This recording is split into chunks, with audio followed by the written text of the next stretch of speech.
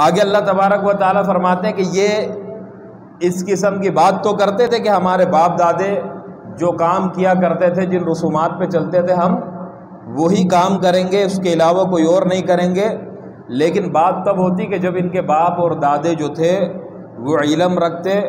اور ہدایت کے اوپر ہوتے، تو پھر اگر یہ اس قسم کی بات کرتے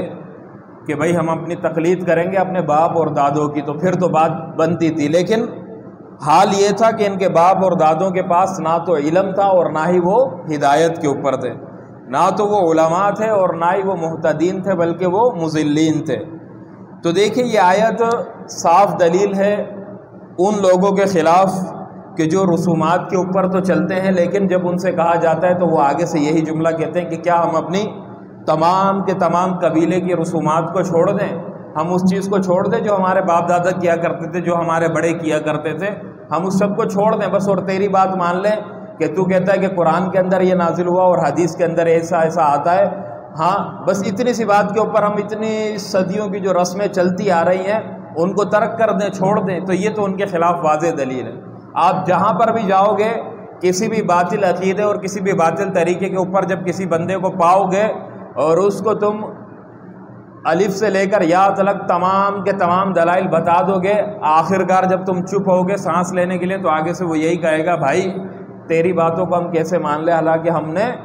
اپنے باپ کو بھی دیکھا اور اپنے دادے کو بھی دیکھا اور پردادے کو بھی دیکھا کہ وہ یہی عمل کرتا تھا، تو لہٰذا ہم کیسے اپنے قبائلی رسومات کو، اپنے خاندانی طریقوں کو چھوڑ دیں، ایسا لہٰذا ہم نہیں کر سکتے۔ یہ اس آیت کا آدھا حصہ، اور آدھا حصہ جو ہے وہ پھر دوسری بات کی طرف دلالت کرتا ہے۔ وہ یہ کہتا ہے کہ اگر باپ دادے علماء ہوں اور ہدایت پر ہو، یعنی نیک اور صالح ہوں، تو پھر تو ان کی تقلید کرنا جائز ہے، وگرنہ جائز نہیں ہے۔ یہ بات یاد رکھیں کہ اکثر غیر مقلدین جو تقلید کو نہیں مانتے، سرے سے نہیں مانتے، وہ یہ آیت پیش کرتے ہیں، یہ اور اس طریقے کی اور جو اسی مضمون کے مطابق جو آیت ہے وہ پیش کر کے وہ یہ ایہام دلاتے ہیں کہ دیکھو جب یہ مقلدین جو ہیں جتنے ائمہ کے، ان کے سامنے جب تم قرآن اور حدیث کو پیش کرو گے تو وہ آگے سے یہی کہتے ہیں کہ بھائی ہم تو اسی چیز کے اوپر چلیں گے جو ہمارے امام نے کیا، ہم قرآن اور حدیث کو نہیں لیں گے۔ اس طریقے کا ایک ایہام دلاتے ہیں اور امت مسلمہ کو وہ ایک دھوکہ دیتے ہیں کہ دیکھو اس طریقے سے کہ یہ حال ہے ان حنفیوں کا۔ ہمارے علاقے کے اندر، ہمارے پاکستان کے اندر چونکہ بلکہ وسطی ایشیا کے اندر حنفیہ زیادہ ہیں تو لہٰذا ادھر حنفیہ کا رد ہوتا ہے، اور اسی طریقے سے انڈونیشیا کے اندر شوافے زیادہ ہیں تو ادھر وہ شوافے کا رد کرتے ہیں، اور کعبے کے اندر اس جگہ پر حنابلہ ہے تو وہ حنابلہ کا ادھر رد کرتے ہیں، اور اسی طریقے سے افریقہ کے علاقے میں مالکیاں ہیں تو مالکیہ کے اوپر یہ آیتیں فٹ کر کے کہتے ہیں کہ دیکھو جب ہم حنفیوں سے کہتے ہیں کہ آؤ اللہ تبارک و تعالیٰ کے نازل کردہ اور رسول اللہ صلی اللہ علیہ وسلم کی حدیث کی طرف، ہاں وہ کیا کہتے ہیں؟ ہمارے دو ہی اصول، کتاب اللہ و سنت الرسول، کہ ہمارے صرف دو ہی اصول ہیں، ایک اللہ کی کتاب اور دوسرے نمبر پر رسول کی سنت۔ یہ بات کہہ کر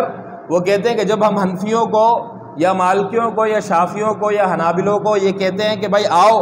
اللہ کے قرآن کی طرف اور رسول اللہ صلی اللہ علیہ وسلم کی احادیث کی طرف، تو وہ یہی کہتے ہیں کہ حسبنا، بس ہمارے لیے وہی کافی ہے جس پر ہم نے اپنے امام کو پایا اور اپنے مجتہدین کو پایا، لہٰذا نہ تو ہم قرآن کے اوپر عمل کریں گے سیدھا سیدھا اور نہ ہم حدیث کے اوپر عمل کریں گے۔ تو یہ اس قسم کی بات کہہ کر سب سے پہلے حنفی نوجوانوں کے دل کے اندر یہ شکوک اور شبہات ڈالتے کہ یار واقعتاً ایسا تو ہے۔ آپ جاؤ کسی حنفی عالم کے پاس، آپ اس سے کہو کہ بھائی دلیل، ایک مسئلہ ہے اور اس مسئلے کے اندر مجھے قرآن سے دلیل دے دو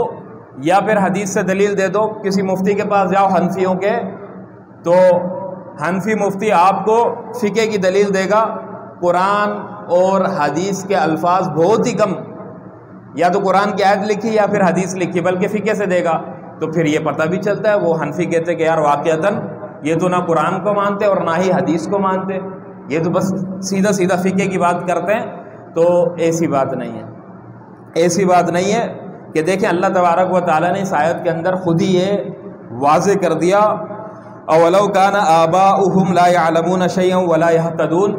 کہ اگرچہ ان کے باپ دادے نہ تو علم رکھتے تھے اور نہ ہی ہدایت پر تھے،